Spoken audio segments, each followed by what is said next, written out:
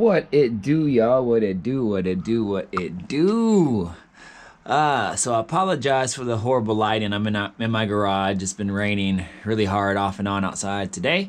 Just getting off work, wrapping up with work. So I got about an hour to get just a couple things done here before we actually leave. We're gonna go down to my girl's house, our girl's parents' house, to celebrate her birthday. Her parents never got to see her on her birthday, so we're gonna go down there. But in the meantime, I had enough time to make a video and to take this off and paint the brackets that I made and paint over the bare metal that I cut some of the stuff off on the bottom seat bracket. So I'm going to show you what I did here. I have it all anchored in so it's nice and secure. I'm going to put this light down for a second, but I used this riv nut tool right here to put riv nuts on this bracket and on that bracket. And what I did actually, which was crazy, I just wanted to see how sturdy it was, because you know, I guess from what I heard, they have a tendency to kind of maybe pop out every so often. So I wanted to see kind of how secure it was in there, so I put it in there and I was just like I put the riv nut in and I put a bolt in there. And then I was like yanking on it like as hard as I could. It was actually rocking the car like up and down. So it's in there sturdy for now. So we'll see how it holds up over time, being me getting in and out of the car and all that stuff, and see how it holds up. But worst case, I can always stick a bolt and a nut underneath. I went the riv nut option, so I didn't have to do that. But we'll see kind of how it holds up. So anyways, I'm going to take this off now because I want to show you kind of what I did. Then I'm going to paint the brackets and all that and be good to go. So let me set this camera around, and then I'm going to take this or undo all the bolts and take it apart.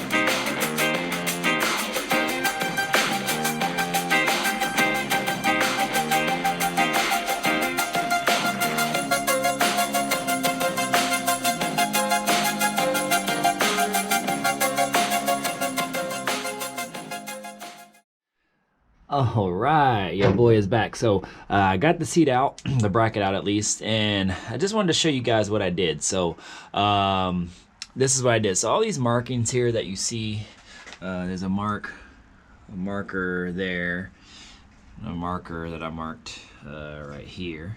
You can see that. And then here around the edge, and then right there. So these lines are just to like line up the brackets in the seat kind of where I wanted it. These holes right here were already there stock for the I have a bolt in that one for the normal bench seat. So I have 4 bolts, one here, and then 2 on the other side.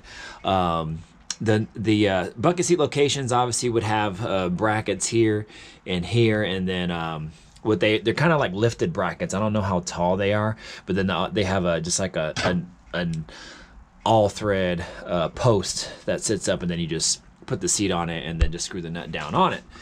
I obviously don't have that option. I do have the option of buying it and then welding it in, but that's not gonna work for me. So I decided to go this route. But so what I did, and this riv nut tool is actually really easy to use. What you do, this is the riv nut tool, this is the mandrel here, and what you do is get your whatever size riv nut that you need, and as you can see, it has threads inside of the riv nut. And then I've never done this before, it's my first time. So then you take one of the riv nuts out, You screw it on the end here. You set it inside the hole, and it gives you like a diagram or a spec sheet, so you know what size hole the riv nut hole needs to be drilled out at. And I think this one was I don't remember, maybe 7/16 or 11 millimeters. And you drill that out, and then when you put that riv nut on, you stick it inside the hole. You open you stick it in with the arms open, so these arms open up like this. And then when you stick it in, you basically make sure this is flush and your tool is straight up and down and centered out, and then you just squeeze these together and give it a tight squeeze, and that basically, oh, and then you pull this, and it basically, watch me pull it out if you can see it turn. I don't know, let's see if I can get on it. I don't know if you can see it turn or not, but when I pull that out, it starts to turn the thread, and that basically unscrews the riv nut out, the riv nut tool out, so you can get it out. And then now it's secure in there. So if I stuck a nut on it, it screws right in, and like I'm literally like pulling as hard as I can, you know, to try to get it out. And at one point when I put it in there, I pulled it as hard as I can, and the whole car was shaking up and down. So and I did that for the same on the end, so it's in there pretty good, y'all. So hopefully that stays, and at least it you know, tests or stands the test of time, and hopefully I should be good to go. So that's kind of how I installed it. The brackets that I made are definitely not your professional style brackets, but they work. So this is what I came up with. So I think I showed you this in a previous video, and again, I apologize for the lighting, y'all, but this is the best I can do. But I tried to make it to shape it to the contours of the floor, if you can kind of see there. And again, that was the original hole for the original bench seat, so that was easy enough. And then while it's, if you see that piece that's bent right here, it's kind of like leaning to the left. I had to do it that way because of the seat. So the actual foot or leg for the seat didn't line up exactly with the hole straight ahead. It actually, the seat bracket was off to the side back here. So I had to kind of bend it at an angle so it could line up. So I had enough metal and material to drill a hole in it here, just enough to catch, so then I could just drill a hole in there. And then how I have it mounted is like the leg goes over this way, and then I stick these bolts in through like this, and then from the back end of the actual seat bracket, I use these flat washers and nut to kind of secure it down to the actual bracket, which I can give you an example of. All right, so I got the seat bracket assembly sitting upside down, and basically this is what I was talking about. So this is the side that actually that bracket sits on, and if you think of this bent kind of how it was, it basically just sits on the end here like this. Think of this as the hole, and this being bent over flat like that. So that way I can mount the screw directly through the hole there, and then secure it to the bracket on both ends, and the bolt and the nut, screw it down, and then it's tight. So, and then obviously the other end is secured to the floor so that it doesn't move. To give you a better example, this is kind of like a smaller version of what I just showed you. So again, the back end of the bracket, if you can see, let me grab my flashlight if I can find it. It'll work. Yeah, of course my flashlight isn't gonna work. Oh, there it is. All right, so this is a smaller bracket that I made. Again, not the most ideal, not the most it's custom, that's for sure, but not the most, I would guess, clean. Definitely not like a, you know, a Ken Diggett or a Foose type thing, but whatever, it works, and you're not gonna see it. That's the main thing. And I made the hole big enough so it would sit outside and flush to the rivet and to the floor, and so the rivet that wouldn't get in the way. And then I have a nut through the back end here to secure it in there, and then excuse me, a bolt, and then the washer, and then the nut and the washer on this side to secure it in. And if I shake it, it doesn't even move. So And that's all I need, y'all, because this part right here actually sits flush, or will be sitting.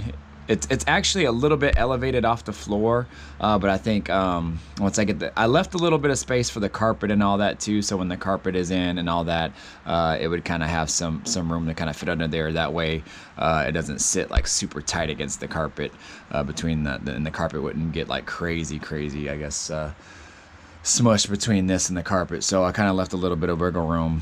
But if you can understand kind of how I did it, that's how I did it. So really simple brackets. And then this part secures to the floor, and then that part secures to the actual seat bracket assembly itself. So that's it, y'all. That is pretty much it. So really simple. Just took a little bit of time and kind of brainstorming to kind of figure out how I was going to fit this all in here and how I was going to make it work.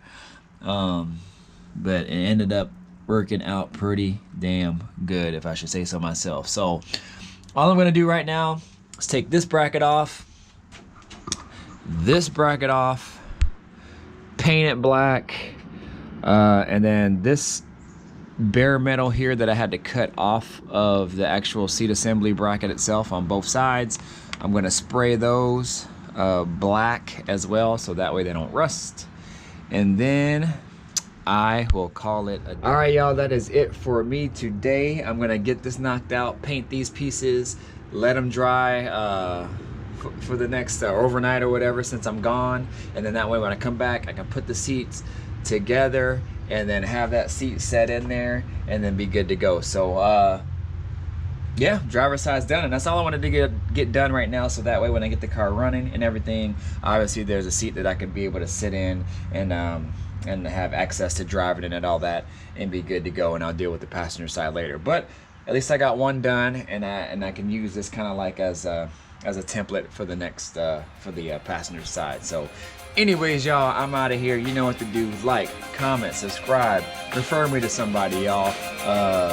All the good things, you know that, all the good things. Just keep allowing this channel to grow, y'all, and let's make this thing happen. All right, happy weekend to y'all. Deuces.